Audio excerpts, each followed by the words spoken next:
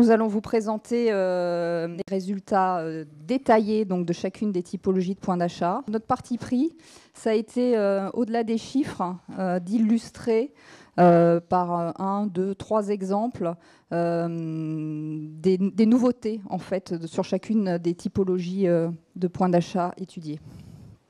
Tout d'abord, les points de vente physiques, dans lesquels on retrouve grande surface, hyper, super, magasins de proximité, les réseaux alternatifs, dits AMAP, ou achat directement aux producteurs. Le premier enseignement, qui est véritablement un point...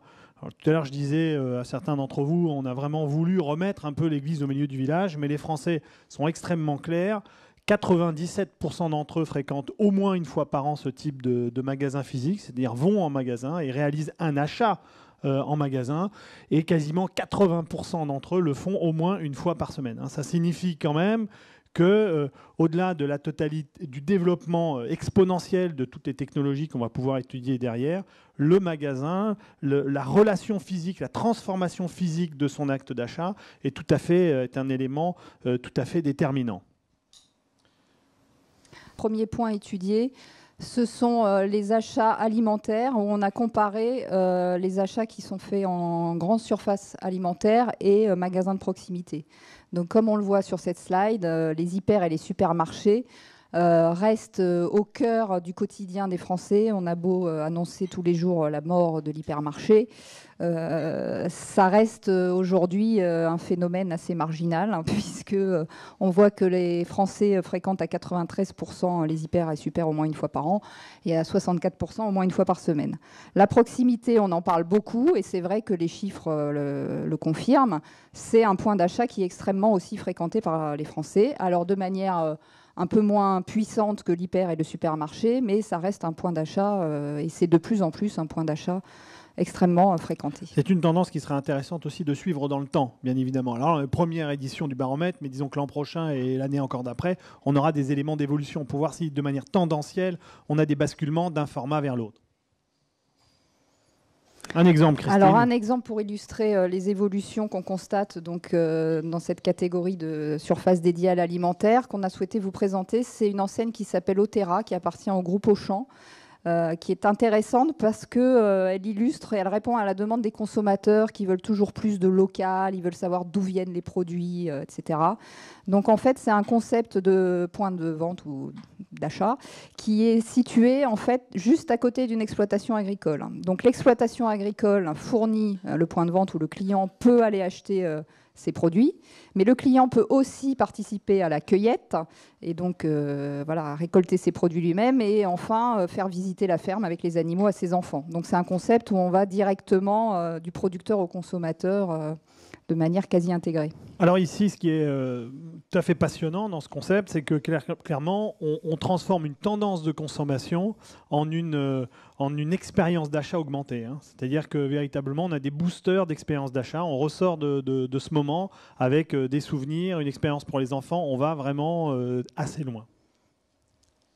Deuxième exemple. Deuxième exemple qui nous vient d'Angleterre, qu'on a souhaité partager avec vous, c'est un supermarché qui s'appelle People Supermarket, qui est créé sur un modèle entièrement coopératif. C'est-à-dire que pour pouvoir acheter dans ce magasin, il faut être membre donc, de la coopérative. Et être membre de la coopérative, ça veut dire quoi? Ça veut dire donner 4 heures par semaine de son temps pour pouvoir avoir accès au magasin et avoir accès donc, à des prix défiant toute concurrence. Ça veut dire concrètement que la caissière est en fait cliente du point de vente. Alors ça, c'est assez intéressant parce qu'on voit vraiment un concept jusqu'au boutiste. C'est quasi une tendance, une vocation, c'est presque quasi religieux. Moi, j'ai visité ce concept plusieurs fois. Et là, on voit vraiment nos clients qui deviennent des commerçants eux-mêmes. Ils prennent la place du commerçant et ils viennent investiguer notre cœur de métier. Juste pour finir sur ce point de vente qui a donc un succès réel. Pour aller jusqu'au bout du concept, ils ont ouvert un restaurant attenant au point de vente avec un vrai chef qui en fait vend des produits qui sont issus de ce qui n'a pas été, vend des plats, pardon, fabriqués avec les produits qui sont issus du magasin et qui n'ont pas été vendus. Donc ça permet de limiter le gaspillage et les restes. Deuxième point d'achat, ce sont les achats en non alimentaire qui sont effectués donc là sur tout type de surface. Donc évidemment, la fréquence est moins élevée que l'alimentaire, puisque ce sont des produits qu'on achète un peu moins souvent. Néanmoins, on a 71% des Français qui fréquentent au moins une fois par an ce type d'enseigne et 38% au moins une fois par mois. La fréquentation par semaine est un peu plus marginale. Deux exemples qui illustrent, alors là aussi ce sont des exemples qui sont très récents, c'est plus de la prospective que de la réalité, mais ça illustre de notre point de vue les évolutions qu'on constate dans le non alimentaire, où globalement, au-delà même des concept stores, on constate que les points de vente deviennent des lieux d'expérience avant tout, en amont de l'acte d'achat. Donc l'UCPA, vous allez dire c'est un peu étrange, c'est pour ça qu'on vous le présente, vient juste d'ouvrir à Paris un point qui s'appelle le spot UCPA et qui permet aux jeunes en fait de vivre l'expérience UCPA en amont d'un voyage et de savoir en fait ce que c'est que de partir en vacances avec l'UCPA quand on l'a jamais fait. Donc c'est un endroit qui est entièrement connecté, entièrement interactif, où il y a des utilisations de Facebook, de téléconnectés. Chaque spot UCPA est directement connecté à cet endroit et donc les jeunes peuvent venir à la fois pour se renseigner mais aussi pour échanger, participer à des soirées et rencontrer d'autres personnes qui vont partir dans ce lieu-là. Donc là, on voit bien que sur le non-alimentaire, il y a une compréhension en fait, de la montée en puissance d'un point d'achat qui peut être dématérialisé ou qui peut être à l'extérieur du point de vente, mais la volonté quand même de réinvestir l'expérience d'avant l'achat. Et c'est intéressant dans ce qui est donné sur l'UCPA. Alors, on va voir aussi, je crois, avec Desigual, c'est ça l'exemple juste d'après, qui est lui aussi très intéressant, où il y a ce mixte, quelque part, Christine. Est-ce que tu peux nous alors en dire un l'exemple peu plus ? Desigual est particulièrement frappant, puisque c'est un concept store qu'ils ont lancé à Barcelone, mais il existe aussi à New York. C'est un point de vente où on peut acheter, mais on repart sans achat. C'est-à-dire qu'en fait, c'est un immense lieu d'exposition qui permet de mettre en avant l'univers de la marque.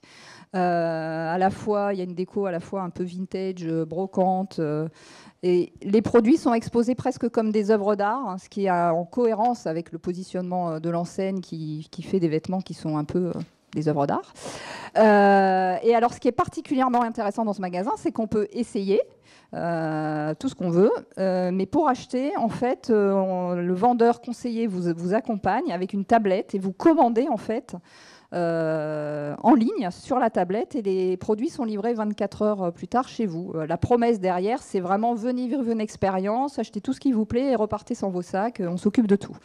Donc c'est vraiment intéressant parce que ça illustre en fait la digitalisation à l'extrême qu'on peut constater dans certains points de vente non alimentaires. Ils sont vraiment allés jusqu'au bout, du concept. On va retourner sur des exemples plutôt alimentaires, puisque là, on a étudié la fréquentation donc des marchés et de ce qu'on a appelé les circuits alternatifs, c'est-à-dire la vente directe aux producteurs et le phénomène AMAP. Là encore, ce qu'on peut constater, c'est qu'on a un retour à un certain nombre de fondamentaux, hein, vous allez le voir, c'est que la fréquentation en marché traditionnel, reste quand même assez importante pour les Français, alors que les circuits alternatifs restent encore des niches. Voilà, Rodolphe a tout dit. Moi, ce qui m'a quand même étonné dans cette étude, c'est qu'on a quand même 9% des foyers qui fréquentent au moins une fois par mois ce type de circuit. Je pensais que c'était, à titre personnel, inférieur. On a fait un profil en fait, des personnes qui fréquentent le marché. Alors, c'est 56% donc, des Français qui le fréquentent au moins une fois par an. Et on voit en fait que ce sont plutôt des profils urbains, habitants de la région parisienne et des grandes villes. Relativement jeunes et aussi très connectés et actifs CSP+. Sur tout ce qui est AMAP et achat direct producteur, là on a le sentiment, même si on n'a pas pu analyser plus en profondeur les détails au niveau statistique, c'est qu'on a globalement deux populations qui se distinguent. Une population à gauche qui est relativement âgée et très rurale, où là on peut se dire que c'est surtout l'achat direct producteur qui prime et qu'en gros ils vont chez leurs voisins pour faire leurs achats. Et d'un autre côté, une population plus jeune, plus active, internaute, e-acheteurs, qui, elle, peut-être plus bobo, fréquente les AMAP. Alors, en termes d'exemple ? Donc les AMAP, rapidement un petit zoom sur les AMAP. Ça a été créé en France en 2001, ça connaît un vrai succès. À fin novembre 2011, on en recensait 1600 en France et elles avaient livré donc sur la même année 2011 270 000 paniers. Alors derrière ça, on a regardé un petit peu les chiffres. Le chiffre d'affaires cumulé des AMAP en France, c'est un peu moins de 50 millions d'euros. Hein. Donc c'est quand même simplement pour dire qu'ils n'arrivent pas encore à la performance d'un gros hyper, hein, donc au niveau national. Donc oui, il y en a beaucoup, ça pénètre. 9% des Français picorent cette affaire, mais en termes de chiffre d'affaires, ça reste quand même assez marginal. Enfin, et ça restera marginal puisque le principe même de la MAP est que ce sont des producteurs locaux qui livrent donc, les villes, principalement les villes qui sont juste à côté. Donc en termes de capacité, aujourd'hui, il y a une vraie demande sur les AMAP et ils ne peuvent pas répondre à la demande parce qu'ils n'ont pas la capacité de le faire aussi. Donc ça restera forcément limité. Sur les achats alternatifs, on l'a vu, les internautes sont assez friands de ce genre d'achat et donc il y a de plus en plus de sites qui se développent, de ventes qui permettent en fait la vente directe du producteur au consommateur. Avec des sites type Rungis Direct ou là le colis du boucher qui permet de recevoir directement sans intermédiaire de la viande. Un phénomène qu'on a illustré en haut à gauche, manger juste, manger mieux, c'est la ruche qui dit oui, qui est à mi-chemin entre la MAP, la réunion Tupperware et le réseau social, puisque en fait c'est un système qui permet de faire livrer directement du producteur au consommateur via des clients qui servent de relais là aussi et qui stockent, donc qui prennent commande toutes les semaines et qui stockent les produits dans leur garage. À titre d'exemple, celle du 10e arrondissement aujourd'hui compte 1753 membres et 25 producteurs. Mais ça existe aussi dans les villages, c'est aussi assez rural. Ça date d'il y a 1 an et c'est aujourd'hui un vrai succès, même si on n'a pas encore les chiffres. Si vous avez le temps, allez sur le site, il est assez, il est très bien assez bien foutu.